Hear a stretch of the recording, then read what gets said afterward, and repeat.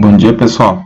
Na aula de hoje a gente vai falar sobre o dimensionamento de linhas de recalque, tá? E consequentemente também um pouco das linhas.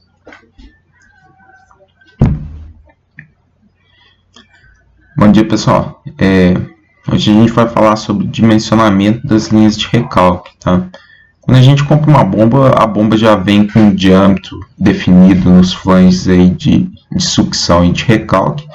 Mas isso não quer dizer que é o diâmetro que a gente tem que adotar para a linha do nosso sistema, tá?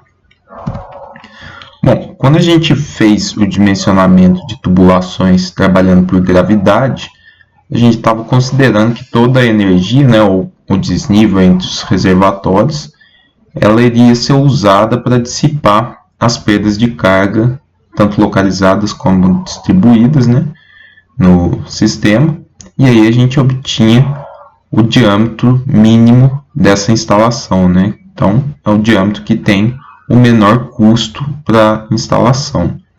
No caso de um sistema que trabalha com bombeamento, esse cálculo é um pouco diferente, porque a gente vai querer ainda reduzir ao máximo esse diâmetro, tá? Que é uma questão de custo, mas conforme a gente vai reduzindo esse diâmetro, a gente vai elevando as perdas de carga. Tá? E elevando as perdas de carga, a gente vai precisar de uma altura manométrica da nossa bomba um pouco maior. Tá? Se a gente olhar aqui a nossa equação da energia consumida por uma bomba, né, ou da potência que uma bomba, potência elétrica que uma bomba vai consumir, a gente vê aqui que o termo da altura manométrica ele está no numerador, né? Então ele vai, conforme a gente aumenta ele, a gente vai aumentar o consumo de energia elétrica desse sistema. Tá? Então, a gente tem que ponderar aí o quanto que a gente quer reduzir no custo da tubulação e o quanto que a gente quer reduzir no consumo de energia ou nos custos aí, com energia elétrica. Tá? Se a gente fizer um gráfico, né, desses custos, a gente tem basicamente aqui no eixo X, a gente tem um diâmetro, né, e no eixo Y a gente tem o custo. A gente tem que o custo da tubulação ele vai aumentando conforme o tamanho do diâmetro. Tá? E o custo de operação e manutenção da estação elevatória ele vai diminuindo aqui conforme eu aumento o diâmetro. Tá? Reparem aqui que o custo de operação da estação elevatória, né, ele chega num ponto aqui que ele fica praticamente constante. Tá? Chega num ponto que a gente eleva tanto esse diâmetro que a perda de carga ela é praticamente nula, e aí a altura da bomba é basicamente só para vencer o desnível geométrico. Tá? Se a gente fizer o somatório aqui dessas duas curvas, a gente encontra essa terceira curva aqui tracejada, tá? Que é o custo total da instalação, e já considerando o custo de operação e também o custo da instalação da tubulação. Tá? E a gente vai ter um ponto mínimo aqui nessa curva, que seria o diâmetro ótimo da nossa instalação. Tá? Bom, a gente pode fazer esse tipo de análise aqui para encontrar o diâmetro, tá? Mas existem algumas coisas que são difíceis da gente ponderar, né? Porque, por exemplo, a máquina vai operar por um período aí de 10, 15, 20 anos. A gente tem que prever o número de horas que ela vai operar por ano, né? E isso é uma estimativa muito grosseira, né? Dado o longo prazo que a gente tem. As tarifas de energia, elas com certeza vão variar também ao longo desse período, né? Então, o cálculo de custo que a gente fizer agora, ele pode mudar ao longo do tempo. A taxa de juros que a gente pega um empréstimo para instalar essa estação elevatória também é relevante. Enfim, tem diversos parâmetros aí que a gente tem que avaliar, né? Para levantar essa curva. Tá? Isso é possível? Mas é uma estimativa. Tá?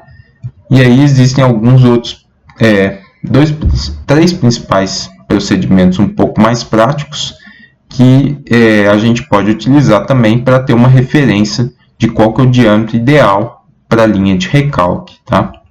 A primeira deles é a fórmula de Bress, que ele realmente tentou fazer isso que eu mostrei no slide anterior, tá?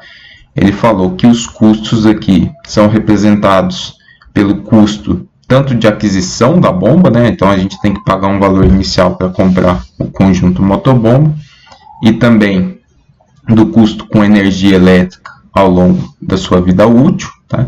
Então esse aqui seria o valor presente do custo operacional, né? E aqui o valor presente do custo de implantação da tubulação, tá? Então o custo seria o comprimento da tubulação, né, vezes uma função de custo aqui, que depende do diâmetro da tubulação, tá?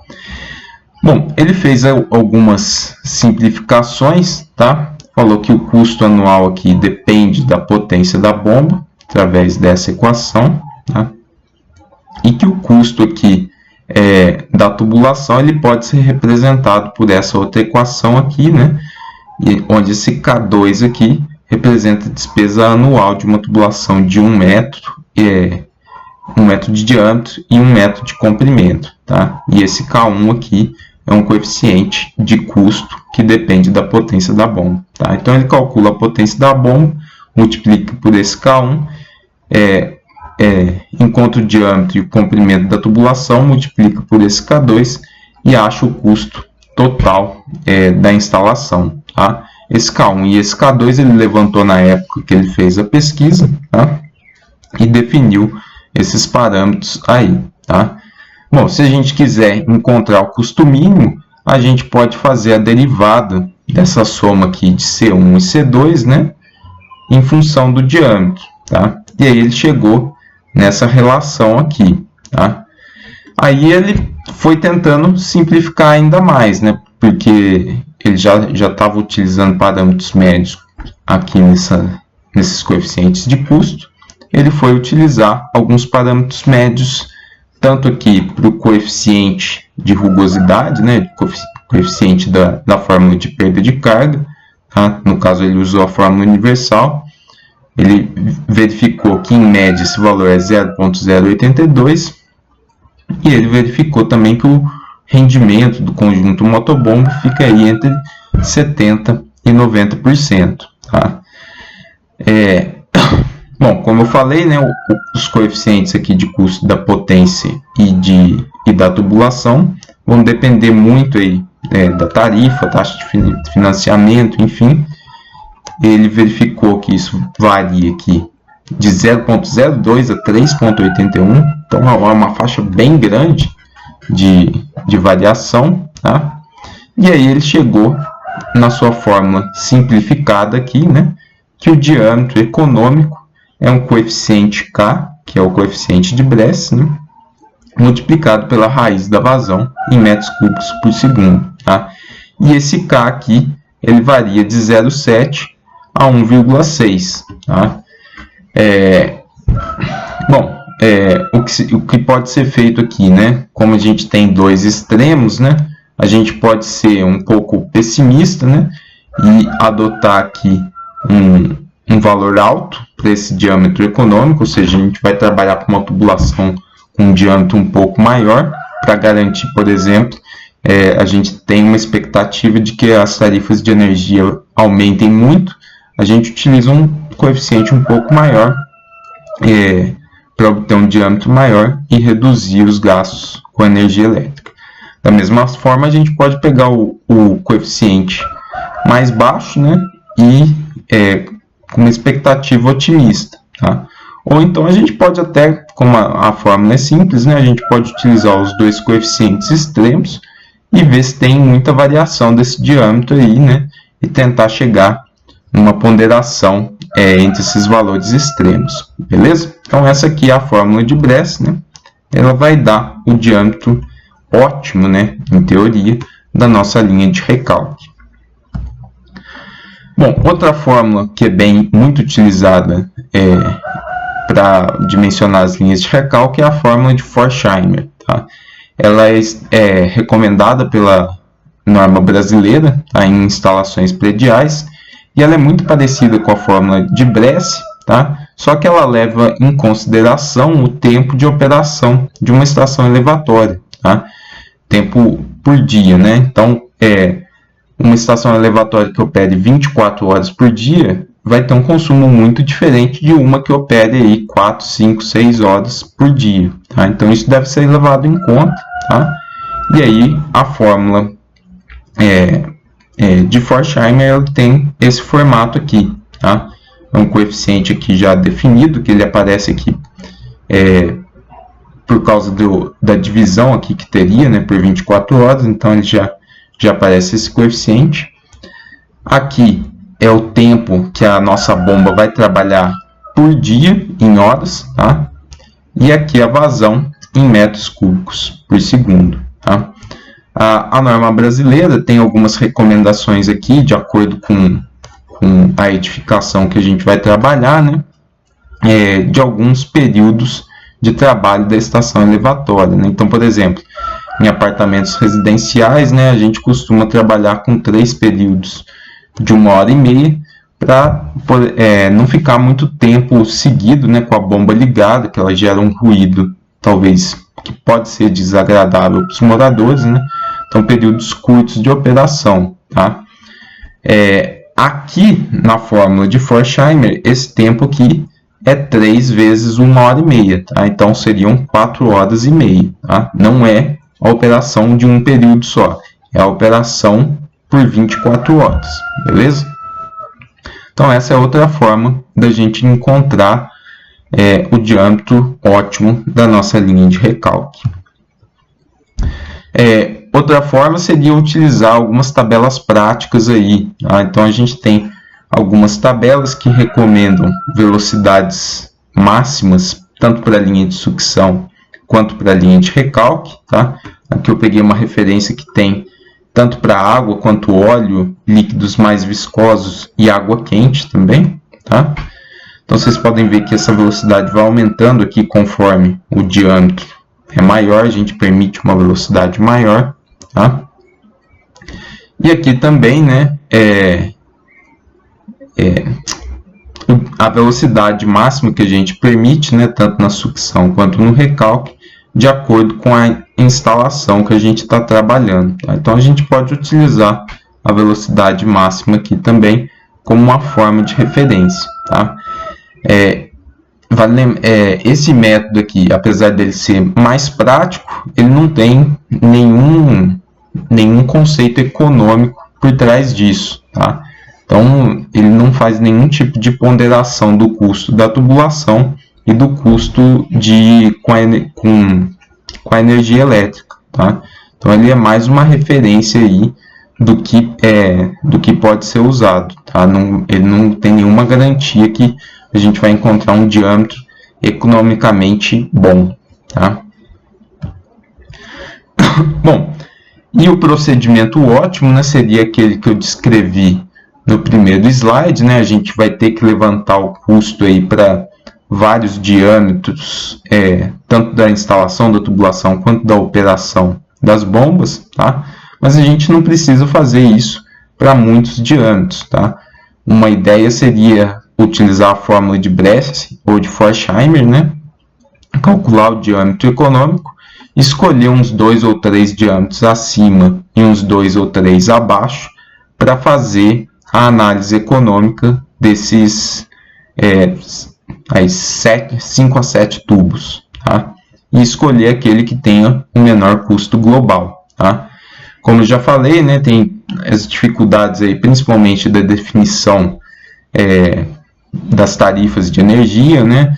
Definir como que vai ser a operação ao longo daí de toda a vida útil do sistema, dificuldade de obtenção de custos, né? Então não é tão simples a gente ficar ligando para os fabricantes e pegando custo de bomba, de motor, e dificuldade de obtenção também precisa das características das bombas, tá? Então, além da dificuldade de prever a tarifa de energia, né, o ponto de operação da bomba ele pode ir mudando ao longo dos anos, tá?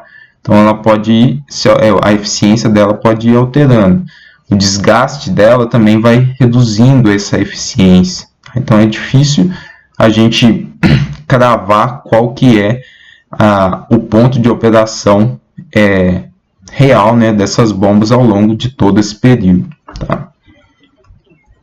Bom, como exemplo, eu trouxe aqui o exemplo da aula anterior, né, onde a gente escolheu uma bomba para operar nesse sistema aqui, tá?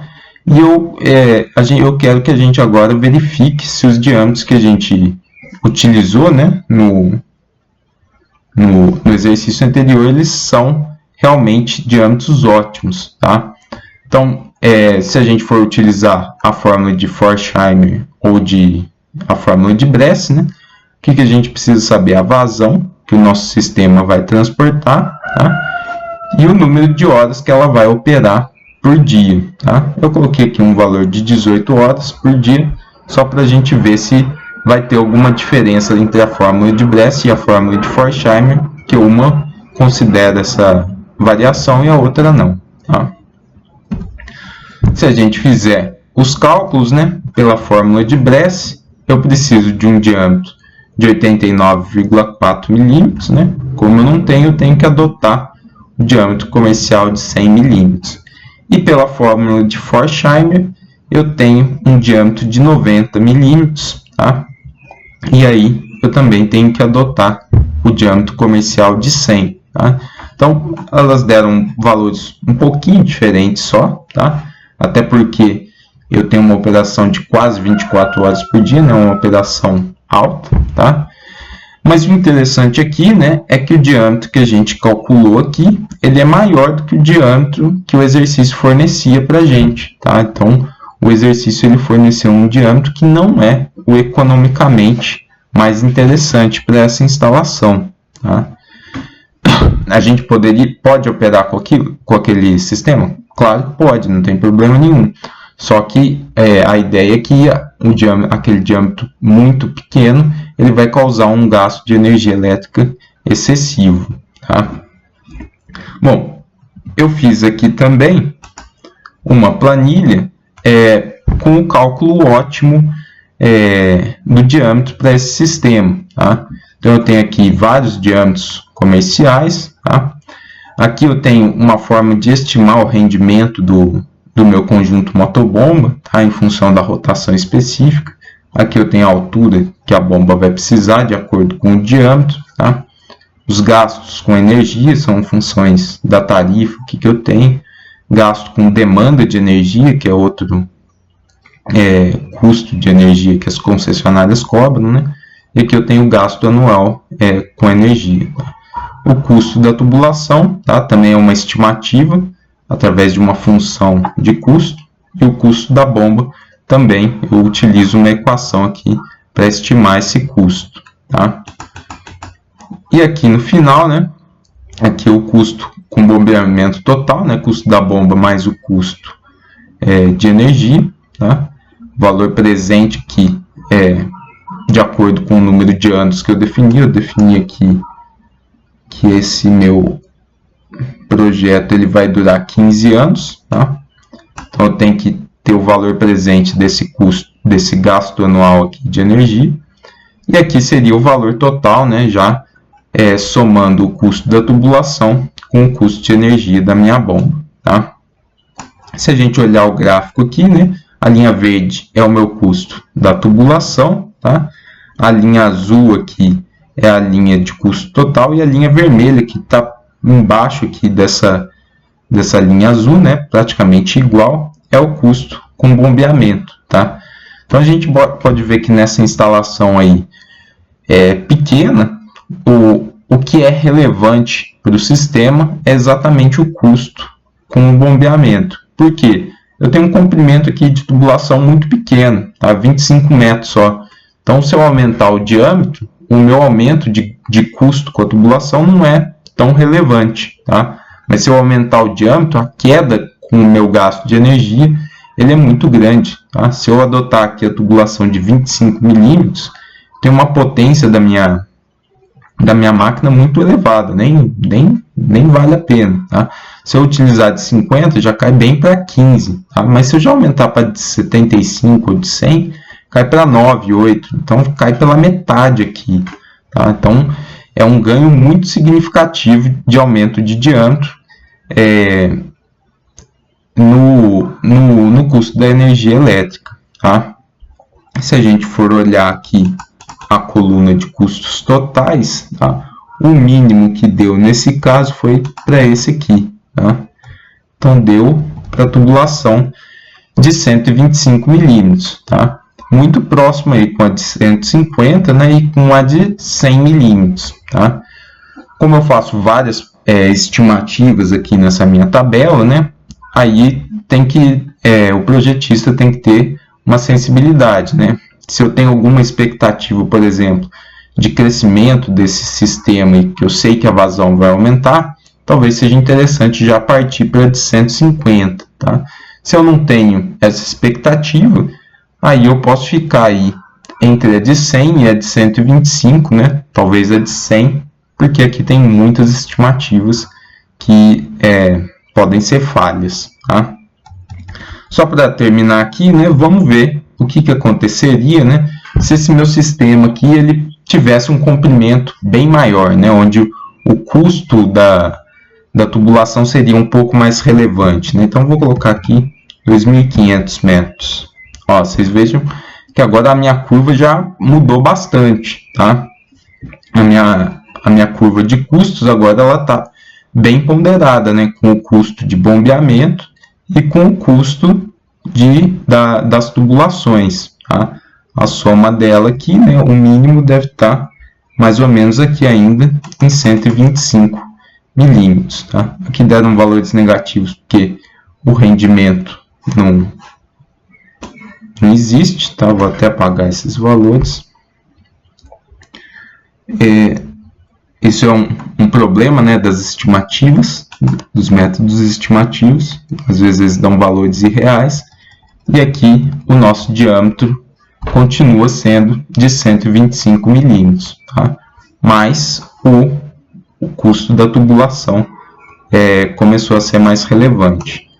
Vamos ver agora se a nossa estação elevatória operar com um número de horas bem reduzido. Aí vamos colocar 4 horas. Então, eu estou reduzindo a relevância dos custos com bombeamento. Tá? Então, a minha curva em vermelho aqui, ela caiu um pouco. A em verde se mantém a mesma, né?